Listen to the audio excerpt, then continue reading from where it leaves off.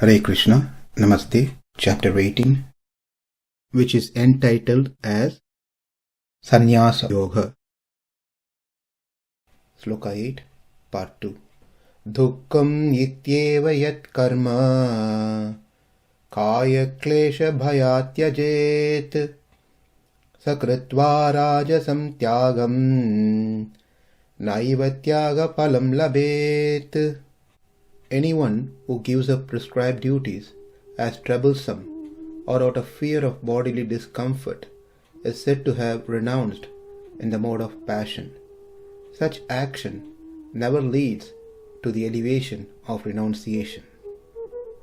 Out of illusion, out of ignorance, if someone gives up the prescribed duties, the karmas, nitya and naimittika karmas, then it is said to be tamasa tyaga. When one gives up the karmas thinking it is troublesome and out of fear of bodily discomforts, then it is said to be rājasaṁ tyaga.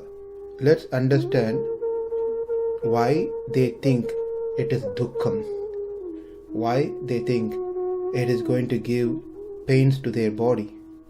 The nitya naimittika karmas involves many activities that's prescribed in the Vedas. Panchamahayagya is also part of it. In that Devayagya, Pitruyagya, Rishiyagyam, Bhutayagyam, Manushayagyam, all these are supposed to be done every day. Devayagya means sacrifices to the devatas, which involves money to buy things. Pitruyagya is sacrifices to the ancestors, again involves money. Rishiyagya, sacrifices to sages, involves money. Bhutayagyam, as sacrifices done to all the living entities. And Manushayagyam are the sacrifices done to the fellow human beings. All these things involves money. Without having money, one cannot perform these yagyas, any of the karmas. One has to earn money, save it, maintain it, protect it. All these are done with great difficulties. It is said that arthanam arjane duḥkham. To earn artha, money, there is distress involved. Money doesn't come easily. One has to work hard for it. After we get the money, arjitanam cha rakshane, to protect what is earned from thieves and others, is another duḥkham. When we have a lot of money, people's eyes will be on us, on the money that we have. Nashe duḥkham. That money which we have, but that which we have saved, disappears, then duḥkham. Vyaye duḥkham. If the savings in our account reduces, creates duḥkham. Granthi chaivartha karnat. Not just that, for money, people can go to the extreme of killing. So, earning money is distress, protecting money is a distress. When money disappeared, distress. When the money reduces, distress. And for money, people can do anything, which will also bring distress. The cause of all these are simply because of wanting money. And we only want money to do our karmas that are mentioned in the Vedas. Though Krishna keeps emphasizing to do our karma, but to do that karma, one needs to have money. To get money, to protect money, to save money, it is not easy. It brings distress. Though these karmas are part of the Vedas, but it only brings duḥkham. Here let's make the differences between the previous one and the current one. The previous person who was in tamoguna doing tamasa tyaga, he did not agree that karmas are dharmas, mentioned in the Vedas. Rather, he said it is adharma due to his mohat.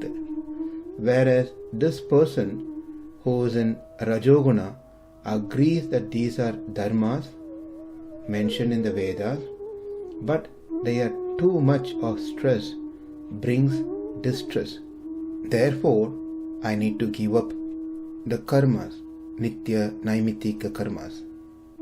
Arjuna thinks, considering this factor, it is a better option for me to simply give up the karma and take up the jnana process directly and renounce the action itself and attain moksha. If I take the process of jnana, then I don't need to work.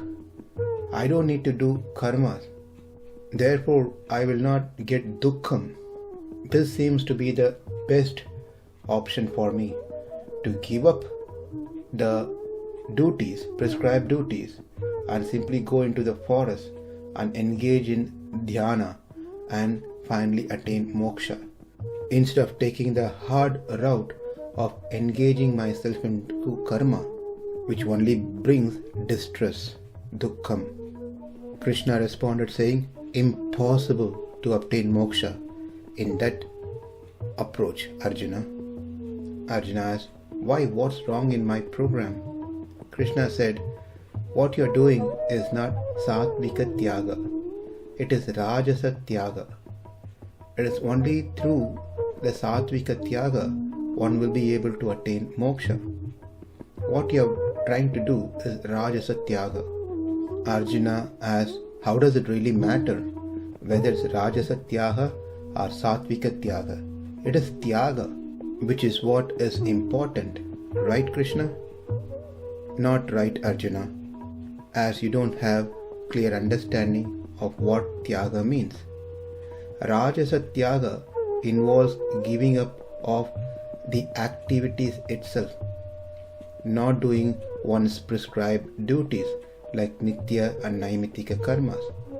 Whereas sattvika tyaga is doing your nitya naimitika karmas but giving up the phalam, the reward that comes by doing such activities. Arjuna did not leave. He further asked, what difference does it make? Either I give up the karma or give up the reward, phalam. Giving up is what important.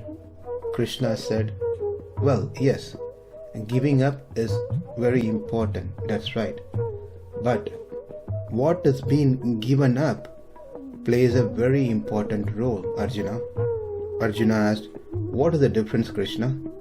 Well, by performing rājasa tyaga, that is giving up karma itself, you will not attain the same benefit that one will get by performing sattvika tyaga.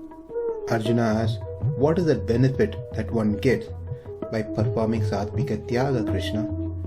Knowledge. One gets proper jnana. I will be discussing more about jnana, which also falls into three classifications as sattvika jnana, rājasa and tamasa later in this chapter. But for now, to answer your question, Arjuna, you will not get that sattvika jnana by performing rājasa tyaga. Arjuna asked, what is the use of that jnana, Krishna? Well, that jnana with the bhakti is the means for one to attain moksha. In your case, Arjuna, you wanted to perform rājasa tyaga, giving up your prescribed duties itself, for the reason that thinking it is going to give you duḥkham. But the problem with that approach is you don't get that jnana which helps one to attain moksha. Without even finishing the prerequisite program, which is your karma yoga, through which one gets proper jnana, how even you can enter the jnana yoga process? Then where is the question even attaining moksha? If you decided to take up rājasa tyaga, it is bereft of the reward that one gets through performing Sattvika Tyaga. If you recollect what I've told in chapter 2 and chapter 3, that will be very helpful for you, Arjuna. I did mention that one can perform Karma Yoga and then progress towards Jnana Yoga to attain self-realization, Atma Sakshatkara. But also I said one can simply continue to do Karma Yoga perfectly and still attain the same result that one will get by performing Jnana Yoga. But I never said that by skipping Karma Yoga one can directly go into Jnana Yoga and attain Atma Sakshatkara. That is not what I said. Therefore, Arjuna, you cannot give excuses, give these reasons not to perform your karmas. By not performing your karmas, you will be the loser, as you will not able to attain the perfection, because you miss out a most important factor for one to achieve liberation, which is jnana. And that can only be achieved by performing Sattvika Tyaga, not by Rajasa Tyaga, by giving up your prescribed duties. Now Arjuna thinks for a while, processing what Krishna said, and then comes up with a second reason. He says, Krishna, doing all these things brings discomfort to the body and eventually to the mind. Kāya-kleśa, and Arjuna gives various reasons for that. Let's understand his reasons and Krishna's response in our next session. Namaste, Hare Krishna.